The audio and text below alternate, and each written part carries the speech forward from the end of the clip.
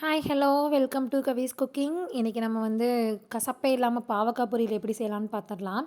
அதுக்கு முன்னாடி first time நம்ம சேனலை பார்க்குறீங்கன்னா சப்ஸ்கிரைப் பண்ணிக்கோங்க, மறக்காமல் பெல் ஐக்கானையும் ப்ரெஸ் பண்ணிக்கோங்க. இன்றைக்கி நான் வந்து நாட்டு பாவக்காய் தான் எடுத்திருக்கேன்.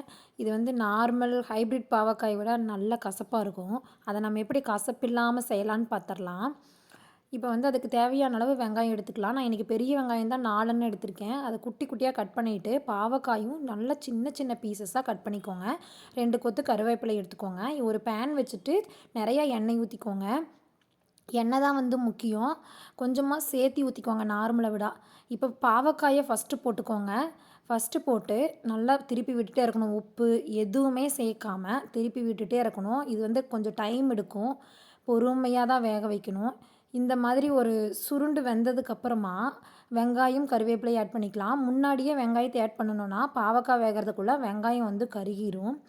இதுவும் கொஞ்சமாக உப்பு போட்டு அது கூட 1 ஸ்பூன் வரமிளகாத்தூள், 1 ஸ்பூன் குழம்பு மிளகாத்தூள், 1/2 ஸ்பூன் மஞ்சத்தூள் சேர்த்து நல்லா திருப்பி விடுங்க. தீ கம்மியாக வச்சுட்டே திருப்பி விடுங்க.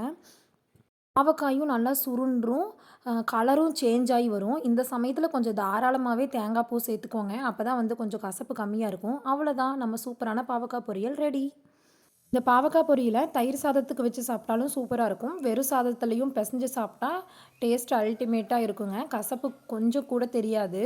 நீங்கள் இந்த மாதிரி செஞ்சு பாருங்கள். உங்களுக்கு எப்படி சாப்பிட்டா பிடிக்கும்னு கமெண்ட்டில் சொல்லுங்கள். தேங்க்யூ.